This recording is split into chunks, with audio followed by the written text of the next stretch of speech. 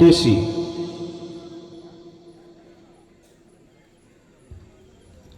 ആത്മീക അർഹതാവസ്ഥയ്ക്കും ആത്മീയ അധപതനത്തിനും വിവിധ തരത്തിലുള്ള ആത്മീയ ഞരമ്പ് രോഗങ്ങൾക്കും പ്രതിവിധി നിർദ്ദേശിക്കുന്ന ഒരു മനോരോഗ വിദഗ്ധ ഇന്നു മുതൽ നമ്മുടെ ബെതേസ്ദ ഹോസ്പിറ്റലിൽ ചാർജ് എടുത്തിട്ടുണ്ട്.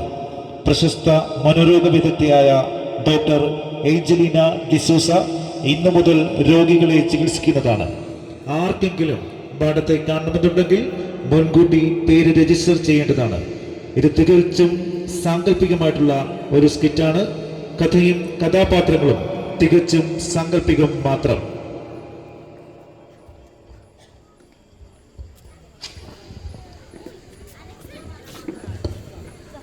Good morning, doctor.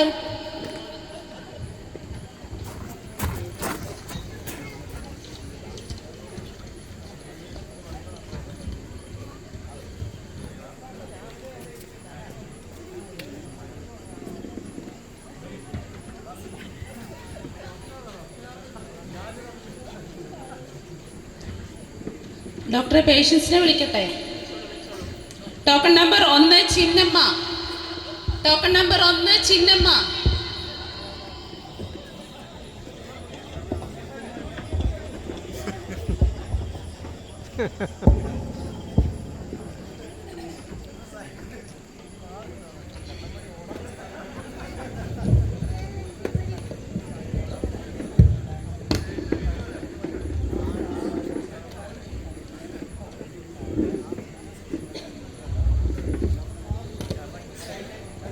എന്താ പേര്? എൻ്റെ പേര് കുഞ്ഞൻ ചിന്നമ്മ. എത്ര വയസ്സുണ്ട്? ഡോക്ടറെ എനിക്കിപ്പം 67 വയസ്സായി. 67 വയസ്സ്. എന്താ ചിന്നമ്മയുടെ പ്രശ്നം? എൻ്റെ പ്രശ്നം എന്ന് പറഞ്ഞാൽ പ്രശ്നമാണോ എന്ന് എനിക്കറിയത്തില്ല. എന്നാൽ ഡോക്ടർ പറയണം എനിക്ക് പ്രശ്നമാണോ എന്ന്. ഞാനൊരു ഓർത്തഡോക്സ് വിശ്വാസിയാണ്. ഞാൻ എല്ലാ ഞായറാഴ്ചയും രാവിലെ പള്ളി വരും. എനിക്ക് എല്ലാവരും പള്ളി വരുന്നതിന് മുമ്പേ വരണം. മറ്റുള്ളവർ പാടുന്നതോ പ്രതിവാക്യം പറയുന്നതോ ഒന്നും എനിക്കിഷ്ടമല്ല. അപ്പോൾ എനിക്ക് എന്താണെന്നറിയാമോ, എനിക്ക് ഉറക്കെ പറയണം. അതാണ് എൻ്റെ പ്രശ്നം. അതൊരു മനോരോഗമാണോ ഡോക്ടറെ? അപ്പം ചിന്നമ്മ, ഇതൊരു മനോരോഗമാണെന്ന് പറയാൻ പറ്റത്തില്ല. വൈദ്യശാസ്ത്രത്തിൽ ഈ രോഗത്തിന് പറയുന്നത് ആത്മീക മാനിയ എന്നാണ്. അങ്ങനെ ഒരു മാനിയുണ്ടോ? അങ്ങനെ ഒരു മാനിയ ഉണ്ട്. മിക്ക സഭകളിലും കണ്ടുവരുന്നൊരു രോഗമായത്. ഇത് അത്ര ഗൗരവമുള്ള രോഗമൊന്നുമല്ല. പ്രത്യേകിച്ച് 50 വയസ്സ് കഴിഞ്ഞ അമ്മാമ്മമാരിലാണ് ഇത് പ്രശ്നം കൂടുതലായിട്ട് കണ്ടുവരുന്നത്. ചിലയിടത്ത് ചില അച്ചായന്മാരിലും കാണാറുണ്ട് ഈ പ്രശ്നം. അതിന് നമ്മൾ ഒരു ട്രീറ്റ്മെൻറ്റ് എന്ന് പറയുന്നത്, ഇവിടെ അടുത്തൊരു എടക്കര മെഡിക്കൽസ് എന്ന് പറയുന്ന മെഡിക്കൽ സ്റ്റോർ ഉണ്ട്. ഞാൻ മരുന്ന് കഴിക്കാം ഡോക്ടറെ, ആ മെഡിക്കൽ സ്റ്റോറ്. അപ്പോൾ അവിടെ ആ മെഡിക്കൽ സ്റ്റോറിൽ നിന്ന് ഒരു സെൽഫ് കൺട്രോളിനും അച്ചടക്കത്തിനും ഉള്ള 2 സെറ്റ് ടാബ്ലറ്റ് കിട്ടും. അത് കഴിച്ചാൽ മാറുമോ? അത് കഴിച്ചാൽ മാറും. അത് 2 സെറ്റ് തന്നെ മേടിക്കണം. 2-ൽ നിന്നും നമ്മൾ ആരാധനയ്ക്ക് പോകുന്നതിന് ഒരു 6 മണിക്കൂർ മുൻപ് അത് 2-ൽ നിന്നും ഈ 2 വീതം കഴിക്കണം. ഒരെണ്ണം കഴിച്ചാൽ പറ്റത്തില്ല, 2 തന്നെ കഴിക്കണം. അങ്ങനെ കഴിച്ചാൽ മാറുമല്ലേ? അപ്പോൾ എനിക്ക് മാനസികമായിട്ടുള്ള രോഗങ്ങളൊന്നും അല്ല. അല്ല. അത് ശരി ഡോക്ടറെ. പിന്നെ സമാധാനമായിട്ട് പോകാമല്ലോ?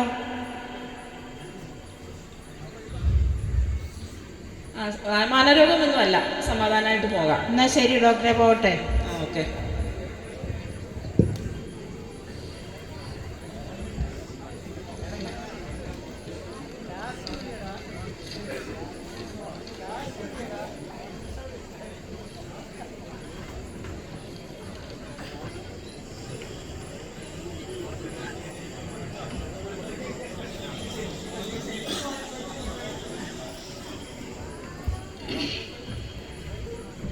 Token number 2 Avarachan. Token number 2 Avarachan.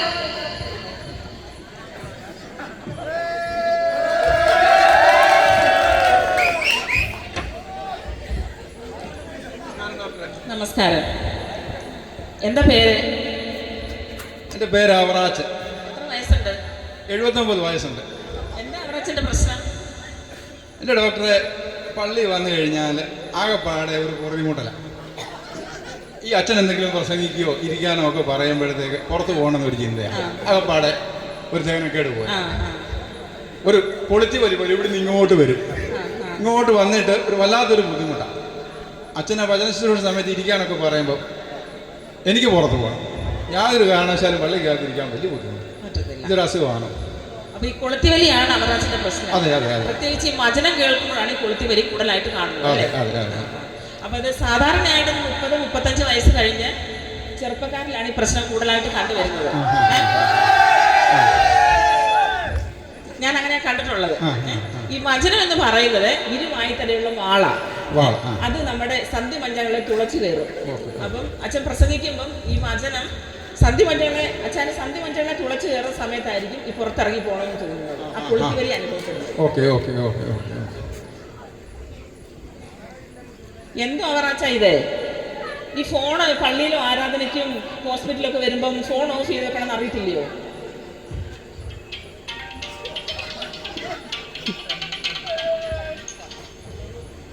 എൻ്റെ ഡോക്ടറെ, ഇതെൻ്റെ മോനെ അമേരിക്കയിൽ നിന്ന് അയച്ചു തന്നതാണ്. ഇതെനിക്ക് ഉപയോഗിക്കാനൊന്നും മര്യാദയ്ക്ക് അറിയത്തില്ല. അവൻ പറഞ്ഞിരിക്കുന്ന, അവൻ വിളിക്കുന്ന സമയത്ത് ഇതിലൊരു പച്ച കത്തും. അപ്പോൾ അത് മേലോട്ട് പിടിച്ച് തെളിയാൽ സംസാരിക്കാമെന്ന് പറയും. സംസാരിച്ച് കഴിയുമ്പോൾ ഇതിലൊരു ചുമന്ന കത്തി വരും. അപ്പോൾ അത് മേലോട്ട് പിടിച്ച് തെളിയാൽ അതങ്ങ് ഓഫാകുമെന്ന് പറയും. അപ്പോൾ എനിക്കിത് കൂടുതലായിട്ട് നമ്മുടെ വീട്ടിലുണ്ട്, മറ്റേ വള്ളിയുള്ള ഫോണൊക്കെ ഉണ്ട്. പക്ഷേ അത് നമുക്ക് കൊണ്ട് പള്ളിയിലെങ്കിലും വരാൻ പറ്റത്തില്ലല്ലോ.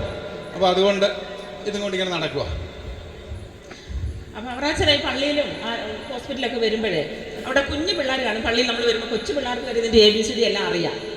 അപ്പോൾ ആ പിള്ളേരോടൊന്ന് പറഞ്ഞാൽ മതി, മോനെ ഇതൊന്ന് സൈലൻ്റ് ആക്കി തരാൻ അല്ലെങ്കിൽ ഓഫ് ആക്കി തരാൻ പറഞ്ഞാൽ മതി. അയ്യോ, എൻ്റെ ഡോക്ടറെ, മോൻ പറഞ്ഞിരിക്കുന്ന ഈ ഫോൺ കൊച്ചുങ്ങളുടെ കയ്യിലൊന്നും കൊടുക്കരുതെന്നാണ്.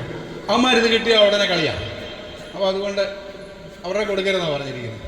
അപ്പോൾ അവറാച്ചൻ്റെ മക്കൾ എപ്പോഴാണ് വിളിക്കുന്നത്? അവർ വൈകുന്നേരങ്ങളിലാണ് വിളിക്കുന്നത്. അപ്പൊ അവറാച്ചന്റെ പ്രശ്നം എന്ന് പറയുന്നത് കൊളുത്തിവലിയാണ്. അതെ അതെ അതെ അതെ. അതിനുള്ള മരുന്ന് പറയുന്നത് വചനമാണ്. അത് മാത്രമേ ഉള്ളൂ ഇതിന് പ്രതിവിധി. അപ്പൊ ഈ വചനം എന്ന് പറയുന്നത് മായമില്ലാത്ത പാലാണ്. പാല്. അപ്പം അവറാച്ചന്റെ വീട്ടില് ഇച്ചിരി ദഹനകവെള്ളം വല്ലതും എടുക്കാൻ കാണുമോ? ദഹനകവെള്ളം ഒന്നും കാണത്തില്ല, പക്ഷെ കൊട്ടച്ചുക്കാരിയൊക്കെ ഇരിപ്പുണ്ട്. കൊട്ടച്ചുക്കാരി ഒന്നും പറ്റത്തില്ല, ദഹനകവെള്ളം തന്നെ വേണം. അത് വീട്ടിൽ എവിടെയെങ്കിലും കാണും, എവിടെയെങ്കിലും നോക്കിയാൽ മതി. അച്ഛൻ എല്ലാ ആഴ്ചയിലും പള്ളിയിലൊക്കെ പോകുന്നല്ലയോ? അതെ അതെ അതെ. അപ്പൊ എന്താണെങ്കിലും വീട്ടിൽ കാണും. അഥവാ ഇല്ലെങ്കിൽ നമ്മുടെ ഓർത്തഡോക്സ് വീടുകൾ അടുത്തൊക്കെ ഇല്ലയോ, അവരുടെ വീട്ടിൽ എന്തായാലും കാണും. അപ്പൊ അവിടുന്ന് കുറച്ച് മേടിച്ചിട്ട് ഈ വചനമാകുന്ന പാലിൽ കൂട്ടി മിക്സ് ചെയ്തിട്ട് ഒരു 1 ml വീതം കഴിച്ചാൽ മതി. ഇത് ഭക്ഷണത്തിന് മുമ്പാണോ കഴിക്കേണ്ടത്? ഭക്ഷണത്തിന് മുമ്പ്, രാവിലെ നമ്മൾ ആരാധനയ്ക്കൊക്കെ വരുന്നതിന് മുമ്പ് കഴിച്ചാൽ മതി. കുഴപ്പമൊന്നുമില്ല, അത് മാറിക്കോളും കേട്ടോ. Okay okay okay, thank you.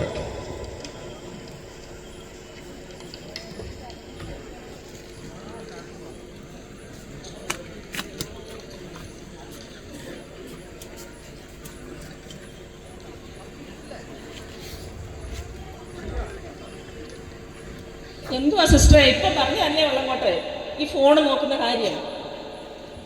Sorry ഡോക്ടറെ, എനിക്കൊരു സംശയം. എനിക്കിനി ഫോൺ മാനിയാണോ എന്ന്. കാരണം എപ്പോഴും നോക്കിയാലും ഞാൻ ഇതിലൊക്കെ സിസ്റ്ററെ ഇഷ്ടംപോലെ പേഷ്യൻ്റ് അവിടെ ക്യൂ നിൽക്കുകയാണ്. സിസ്റ്റർ ഇപ്പോൾ അവിടെ പോയിരിക്കും, പിന്നെ നോക്കാം. Sorry doctor. Token number 3 Annamma ഉണ്ടോ? ടോക്കൺ നമ്പർ 4 കുഞ്ഞമ്മ ഉണ്ടോ?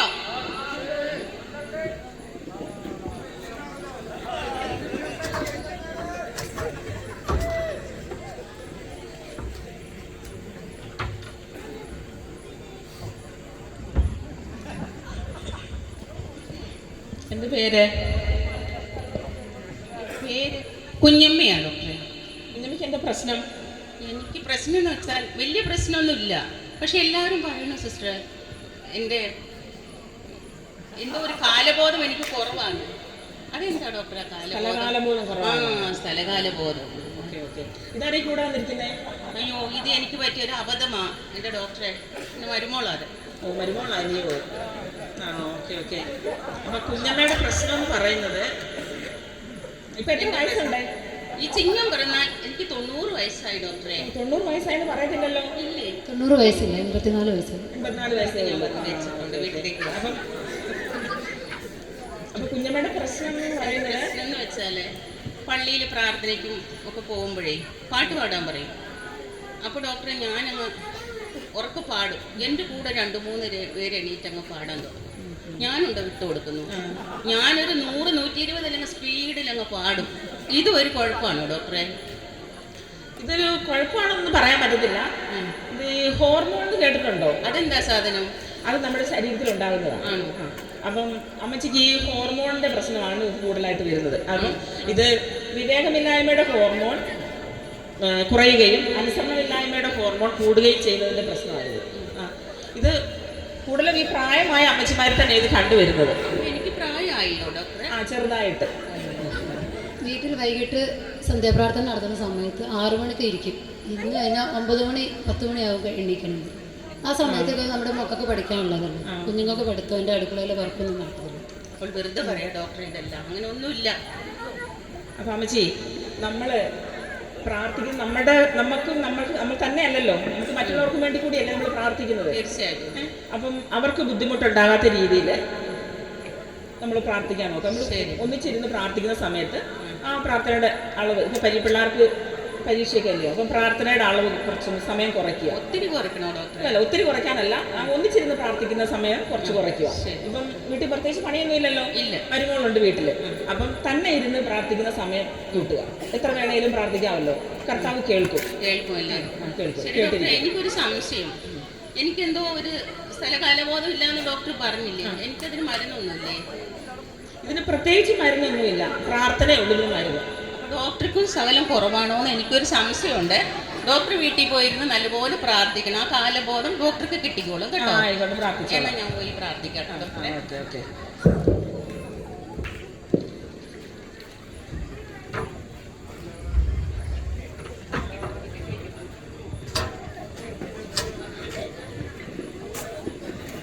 പുറത്ത് ക്യൂവിൽ നിൽക്കുന്ന രോഗികൾ നിശബ്ദരായി നിൽക്കുക. ഡോക്ടർ നിങ്ങളെല്ലാവരെയും പരിശോധിച്ചതിന് ശേഷമേ ഇവിടുന്ന് പോകുള്ളൂ.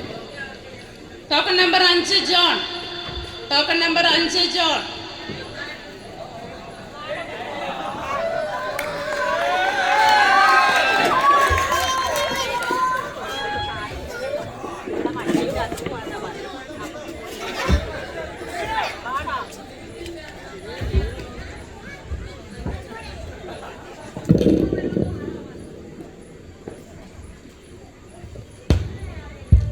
പേര് ജോൺ.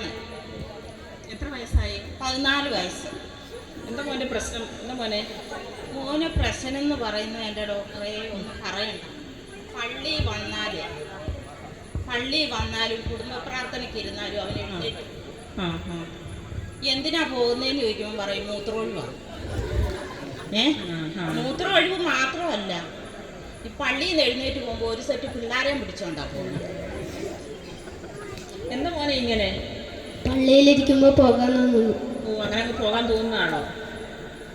അത് എപ്പോഴായി പോകാൻ തോന്നുന്നത് കൂടുതലായിട്ട്? പ്രസംഗത്തിന്റെ സമയത്ത്. പ്രസംഗത്തിന്റെ സമയത്താണല്ലോ. അപ്പൊ ഈ പ്രസംഗത്തിന്റെ സമയത്താണ് ഈ പോകാൻ തോന്നുന്നത് അല്ലേ? അപ്പോൾ ഇതൊരു രോഗമാണോ എന്ന് ചോദിച്ചാൽ ഇതൊരു ചെറിയ രോഗമാണ്. അതിനിപ്പോൾ തെരണ്ടിയ മരുന്നെന്ന് പറഞ്ഞാൽ അതിപ്പോൾ എൻ്റെ കയ്യിലില്ല. അപ്പം ഒരു കാര്യം ചെയ്യാം, വീട്ടിൽ ചെന്ന് പോലെ നല്ലതായിട്ടൊന്ന് ഉപദേശിച്ച് നോക്കും. ഉപദേശിച്ചിട്ട് ശരിയായില്ലെങ്കിൽ ഒരു 10 ദിവസം കൂടെ കഴിഞ്ഞിട്ടൊന്നുകൂടെ കൊണ്ടുപോകാം. അപ്പോഴത്തേനും ഞാനൊരു കഷായം ഇവിടെ ഒരുക്കി വെച്ചേക്കാം. വടിയും ശാസനയും ജ്ഞാനത്തെ നൽകുമെന്ന് സഭാപ്രസംഗി പറയുന്നുണ്ട്. അപ്പോൾ നമുക്ക് ആദ്യം ഒന്ന് ശാസിച്ച് നോക്കാം. പറ്റിയില്ലെങ്കിൽ ചൂരിലെടുത്തൊരു കഷായം കൂടെ കൊടുക്കാം. അപ്പോൾ എന്താണേലും നന്നായിക്കോളും കേട്ടോ. മോൻ തന്നെ പോയാലും മറ്റുള്ളവരെ കൂടെ വിളിച്ചുകൊണ്ട് പോകരുത്, അത് ശരിയല്ല കേട്ടോ. തന്നെ വേണമെങ്കിൽ പൊക്കോ, ബാക്കിയുള്ള പിള്ളേരെ കൂടെ മോൻ വിളിച്ചുകൊണ്ട് പോകരുത് കേട്ടോ. എൻ്റെ പൊന്ന് ഡോക്ടറെ, എനിക്ക് കഷായമൊന്നും വേണ്ട, ഞാൻ നന്നായിക്കോളാമേ. Okay okay.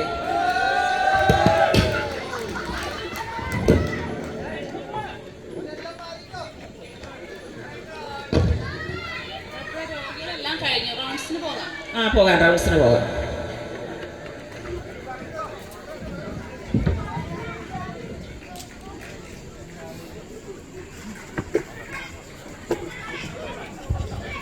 നല്ലൊരു കയ്യടി കൊടുക്കാം. കയ്യടിക്ക് ഊർജം പോരാ, ദിവസങ്ങളുടെ കഷ്ടപ്പാടാണ്. വളരെ റിസ്കിറ്റായിരുന്നു, പ്രത്യേകം അഭിനന്ദിക്കുന്നു.